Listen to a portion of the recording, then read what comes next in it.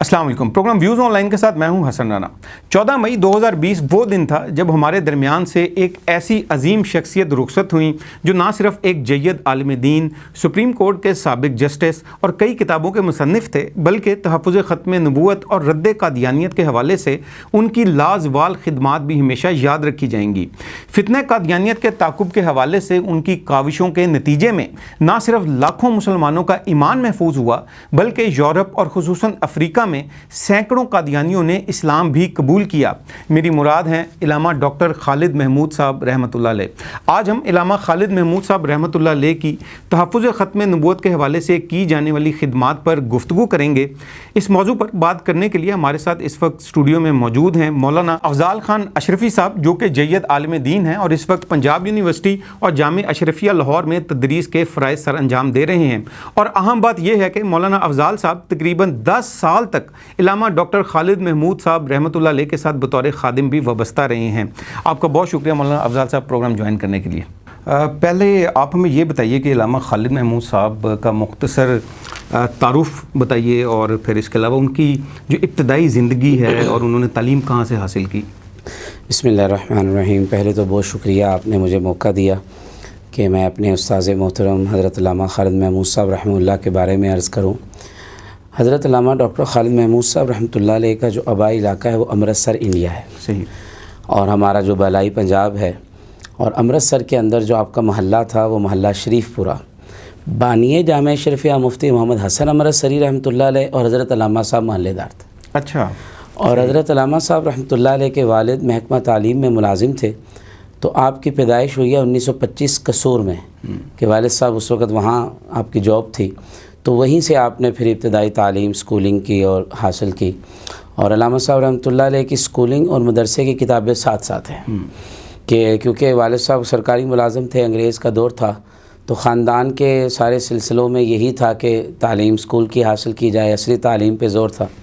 مگر وہیں قصور میں ایک دارالعلوم حنفیہ ادارہ تھا، وہاں سے علامہ صاحب رحمۃ اللہ علیہ نے فنون کی اکثر کتابیں پڑھی، اور پھر امرتسر جب آتے تو حضرت مفتی صاحب رحمۃ اللہ علیہ کے پاس پڑھتے تھے، اور مفتی صاحب سے بیعت بھی تھے، اور پھر آپ نے اپنی تعلیم مکمل کی، BA کیا، MA کیا، اور اسی طرح آپ نے دورہ حدیث کے لیے دارالعلوم دیوبند کا انتخاب کیا۔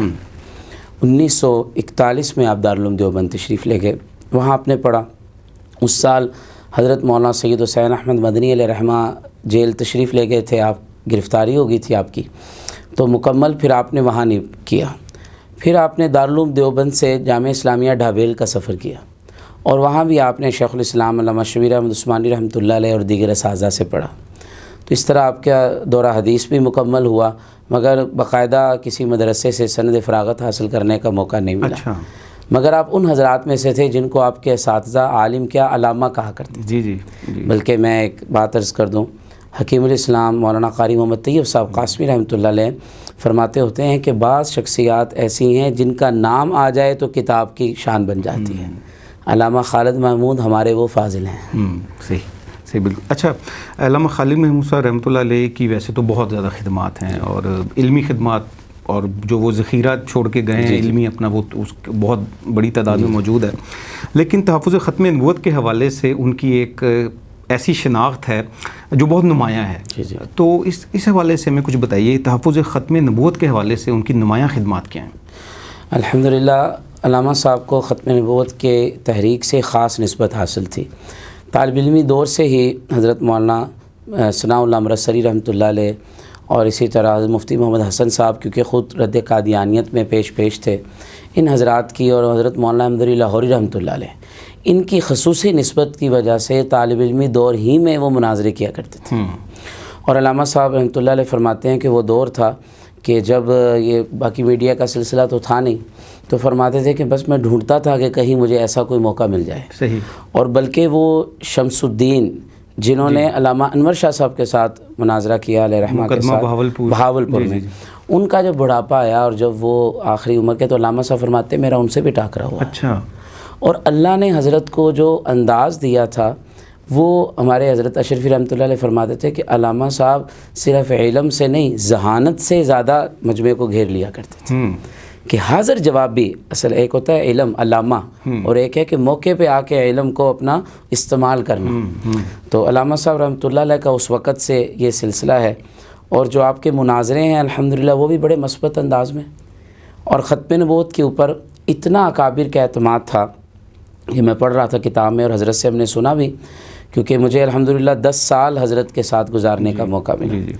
حضرت علامہ فرماتے ہیں کہ امیر شریعت سید اعلیٰ شاہ بخاری رحمۃ اللہ علیہ نے فرمایا کہ ختم نبوت کے موضوع پہ کوئی کتاب عام فہم ہونی چاہیے جو ہم عوام کو دیں. تو علامہ صاحب نے سن 1953 میں، آپ اس وقت پروفیسر تھے کیونکہ آپ نے ایم اے کے بعد مرے کالج سیالکوٹ میں پروفیسرشپ شروع کی، پھر آپ ایم اے کالج لاہور میں بھی رہے. تو اس دور میں حضرت نے کتاب لکھی عقیدۃ الامت فی معنی ختم نبوت، اور بڑے آسان الفاظ میں ختم نبوت کے عقیدے کو سمجھایا. حضرت کا یہ مزاج تھا کہ عوام کو زیادہ علمی بحثوں کے میں ڈالنے کی ضرورت نہیں ہے، عوام الجھ جائیں گے. عوام کو سادی سادی بات بتا دو کہ ختم نبوت ہے کیا. اور پھر کالجز کے اندر بھی علامہ صاحب فرماتے ہیں کہ میں ایم اے کالج پڑھا رہا تھا تو بی اے کی کلاس تھی. مجھ سے ایک پروفیسر نے پوچھا، وہاں میں پڑھاتا تھا بی اے کو، تو لیکچر کے اندر ہی پروفیسر آ جایا کرتے تھے. تو سوال جواب چل رہے تھے، اسٹوڈنٹ بھی بیٹھے تھے، کوئی کانفرنس ہو رہی ہوگی. تو کہتے ہیں کہ ایک پروفیسر نے مجھ سے کہا کہ محمد صلی اللہ علیہ وسلم نے کتنی کتابیں لکھی ہیں. میں سمجھ گیا یہ کہنا کیا چاہتا ہے. کہتے میں نے فوراً اگلا جواب بولا، نبی کتابیں لکھا نہیں کرتے، نبیوں پہ کتابیں اترا کرتی ہیں.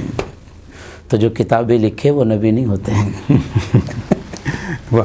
اچھا، آپ نے یونیورسٹیز اور کالجز کا ذکر کیا، تو وہ علامہ صاحب رحمۃ اللہ علیہ کا جیسے ابھی آپ نے بتایا کہ وہ یونیورسٹیز اور کالجز وغیرہ میں بھی پڑھاتے رہے، تو اس حوالے سے دین کی تبلیغ کے حوالے سے ان کا کیا طریقہ کار تھا، خاص طور پہ یونیورسٹیز اور کالجز کے حوالے سے؟ جی، حضرت علامہ صاحب رحمۃ اللہ علیہ 1960 کی دہائی میں انگلینڈ تشریف لے گئے تھے، اور وہاں سے حضرت نے ایک ایم اے اور بھی کیا جس کا حضرت کا تھیسس ہے حجیت حدیث، انگریزی میں چھپا ہوا ہے، اور حضرت کی پی ایچ ڈی بھی انگلینڈ ہی سے ہے.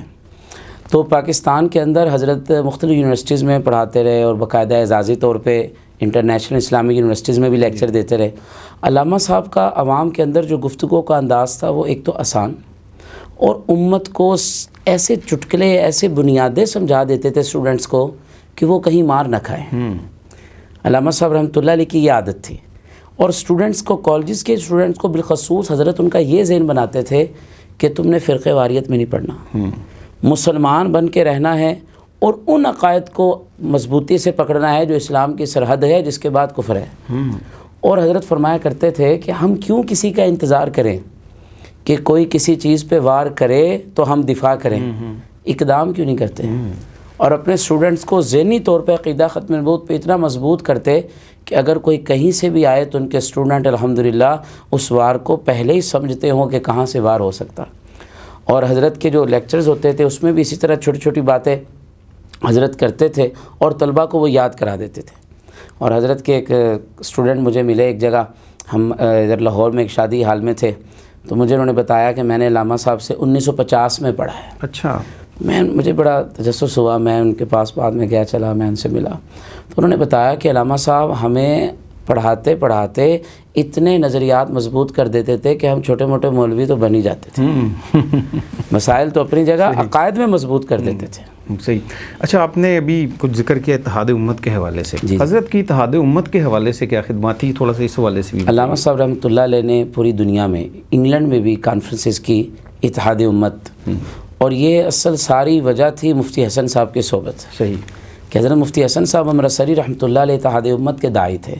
تو علامہ صاحب کی کسی کتاب، آپ حیران ہوں گے کہ جب پاکستان میں قوانین بنے اور ہمارے حضرت مولانا فضل الرحیم صاحب اشرفی رحمہ اللہ اتحاد علماء بورڈ کے صدر تھے، تو اس وقت یہ بات سامنے آئی کہ جن جن کتابوں پہ پابندیاں لگی، علامہ صاحب کی ان میں سے ایک کتاب بھی نہیں.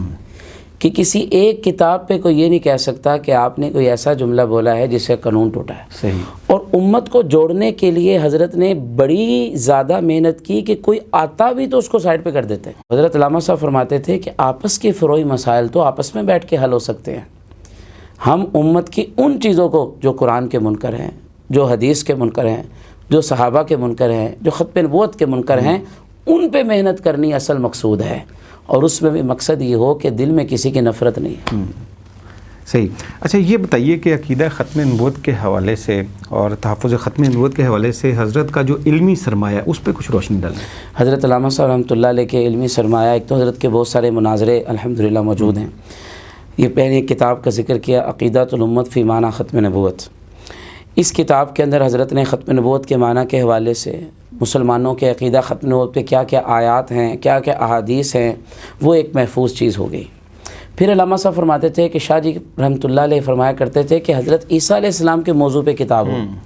پھر حضرت نے کتاب لکھی عقیدۃ العالم فی مقامات عیسیٰ علیہ السلام. اور عجیب بات آپ کو عرض کروں، علامہ صاحب کو اس موضوع پہ اتنی زیادہ فکر تھی کہ جامعہ اشرفیہ میں موطا پڑھاتے ہوئے یا بخاری شریف پڑھاتے ہوئے مستقل حضرت 3-4 دن ان مسائل کے لیے نکالا کرتے تھے. اچھا. اور طلبہ کو تیار کرتے تھے کہ یہ ایسا موضوع ہے کہ جس پہ آپ کو قادیانی گھمائیں گے، قادیانی پسانے کی کوشش کریں گے.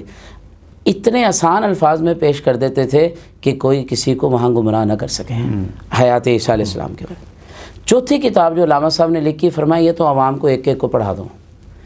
فرمایا کہ عوام کو ہم کہیں ختم نبوت کے یہ معنی ہے، مقامات عیسیٰ یہ ہے، امام مہدی کا یہ نظریہ، بھول جائیں گے. کہتے انگلینڈ میں بھی میری یہ عادت تھی.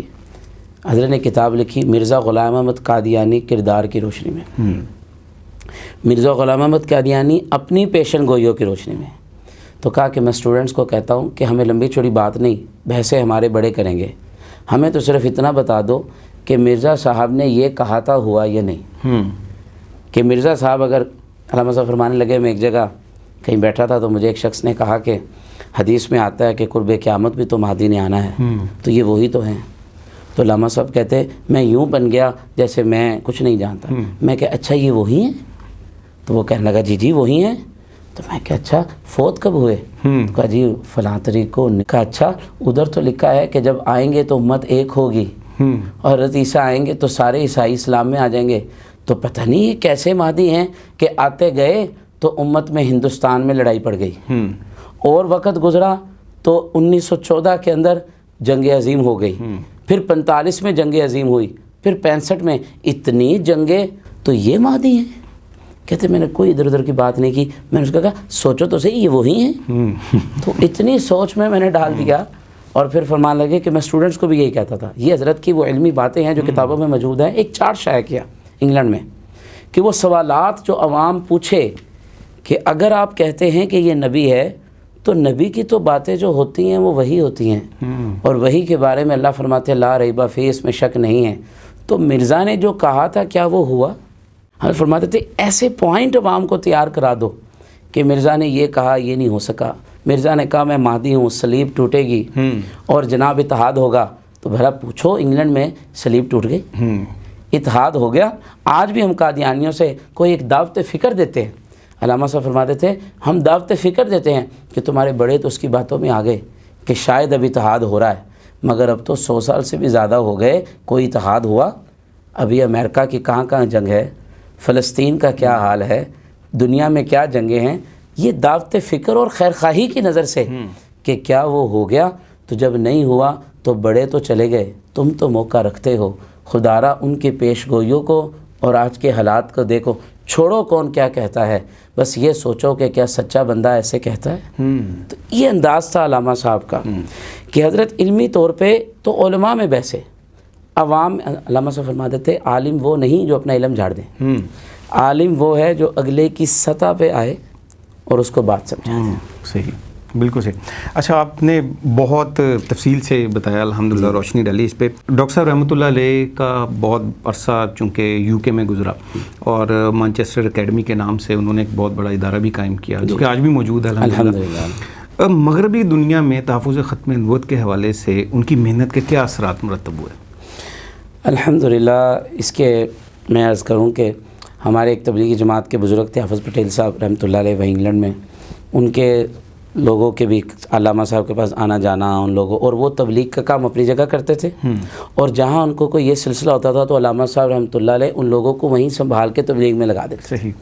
علامہ صاحب نے کبھی بھی آپ دیکھیں اتنی زندگی، ایک بندہ جج رہا ہو سپریم شرعی عدالت کا، ایک بندہ اتنا بڑا PhD پروفیسر، اتنی خدمات.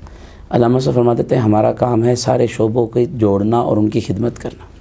تو علامہ صاحب کہتے تھے جہاں میری ضرورت ہوگی وہاں، تو برمنگھم، لندن، یورپ، افریقہ، جہاں جہاں ضرورت ہوتی تھی حضرت وہاں جاتے تھے. اور گلی گلی، محلے محلے، علامہ صاحب فرماتے تھے ہم وہاں دوست ڈھونڈتے تھے اور ان کے پاس بیٹھ کے مجلسیں لگاتے تھے اور مجلسیں لگا کے لوگوں سے انفرادی ملاقاتیں کرتے تھے. میں نے آپ کے وہ کہ ٹی وی کے پروگرام کئی دیکھے ہیں کہ آپ ماشاءاللہ لوگوں کے ساتھ جا کے ملتے ہیں. جی جی. علامہ صاحب کہتے تھے اس طرح مجھے دنیا میں کام کرنے کا بہت فائدہ ہوا، اور اس کے اثرات یہ مرتب ہوئے کہ آج انگلینڈ کے اندر ہم باقاعدہ کانفرنسز کرتے ہیں. اور ان لوگوں کو علامہ صاحب کا اتنا پتہ ہے کہ وہ ویڈیو شاید اس وقت میرے سامنے سال نہیں ہے، ایک مرزا مسرور کی کوئی ویڈیو ہے اور اس میں ایک ان کے کوئی قادیانی فوت ہوا ہے، تو ان کے بارے میں وہ یہ کہہ رہا ہے یہ بہت بڑے آدمی تھے، انہوں نے تو علامہ خالد محمود سے بھی سوالات کیے. اچھا. کہ ان کے ہاں بھی علامہ صاحب کا نام ایک بڑا ہے. اور ابھی جو پچھلے دنوں مناظرہ ہوا اس میں وہ ان لوگوں نے کہا علامہ صاحب کے نام وہاں بھی آیا. تو اللہ کا شکر ہے انگریزی زبان میں حضرت اس طرح گفتگو، پھر فارسی زبان، پھر عربی زبان، اور پھر سعودی عرب کی طرف سے بھی الحمدللہ حضرت کو موقع ملا بارہا ختم نبوت کے حوالے سے کام کرنے کا، اور حضرت کی کئی کتابیں انگریزی کے اندر ماشاءاللہ شائع ہو رہی ہیں. میں آپ کے اس پروگرام کے توسط سے ہمارے اہل علم طبقہ ہے ان سے یہ کہنا چاہتا ہوں کہ حضرت علامہ صاحب رحمۃ اللہ علیہ کی کتابوں کو پڑھیں. صحیح بات. علم تو آپ کے پاس ہے ہی ہے، آپ کو علامہ صاحب کی کتابیں پڑھنے کے بعد یہ پتہ چلے گا کہ اس علم کو کس طرح، کب، کہاں، کیسے کہنا ہے. بالکل صحیح.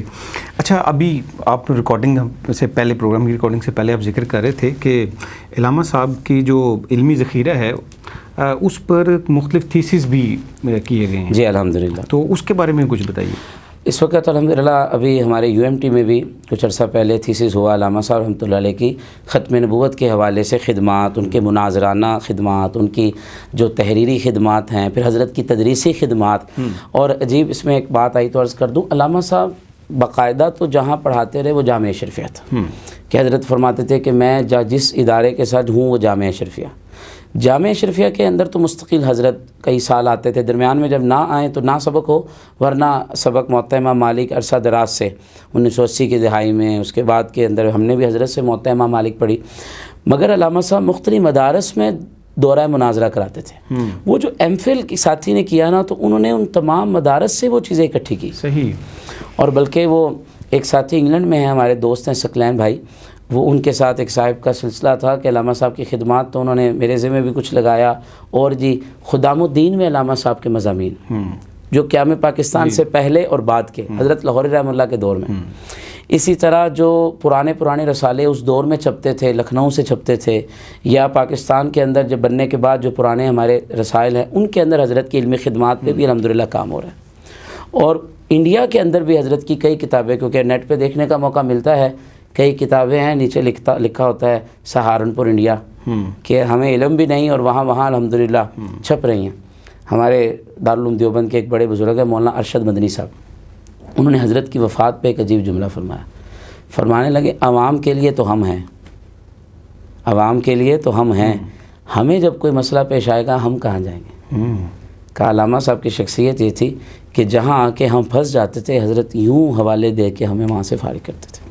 تو میرا اپنا بھی ارادہ ہے کہ میری PhD کیونکہ اس وقت چل رہی ہے کہ مجھے بھی اس پہ کام کرنے کا موقع ملے اور میں PhD سطح پہ حضرت کی خدمات کو عوام کے سامنے لے کے آؤں انشاءاللہ.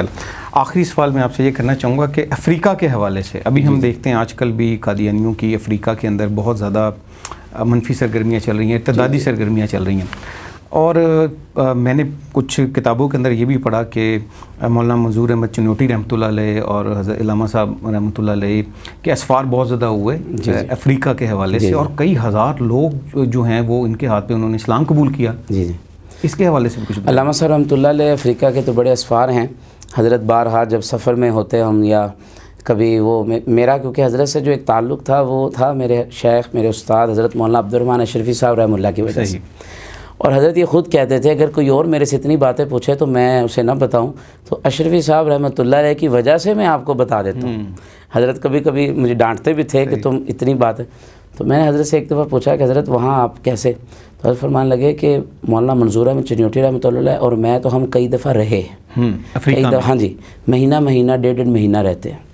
اور فرمانے لگے کہ پیدل ہم بستی بستی جاتے ہیں، کئی دفعہ اتنا تھک جاتے کہ میں انہیں سہارا دیتا اور کبھی وہ مجھے سہارا دیتے ہیں. اور جو وہ ایک بڑا عدالتی معاملہ تھا اس میں تو ہمارے حضرت شیخ الاسلام صاحب مفتی تقی عثمانی صاحب دامت فیضہم، حضرت خواجہ خواجگان، حضرت خواجہ خان محمد صاحب رحمۃ اللہ علیہ، اور یہ سارے حضرات تھے. حضرت علامہ صاحب بھی اس میں موجود تھے اور اللہ نے ہمیں وہاں سے فتح دی. اور پھر کیا اس کے کیا نام ہے، کوئی ملک ایسا کہ جس میں حضرت نہ گئے ہوں، فرمانے کہ کوئی ملک ایسا میرے ذہن میں نہیں ہے جہاں اللہ مجھے ختم نبوت کے لیے نہ لے کے گیا ہوں. مولانا افضل صاحب بہت شکریہ آپ کا پروگرام جوائن کرنے کے لیے. جی ناظرین، یہ تھا آج کا پروگرام. امید ہے کہ آپ کو پسند آیا ہوگا. اسی طرح کے مزید انفارمیٹیو پروگرامز دیکھنے کے لیے KTV آفیشیل کے یوٹیوب چینل کو سبسکرائب کیجیے. ڈاکٹر حسن رانا کو KTV آفیشیل سے اجازت دیجیے. اللہ حافظ.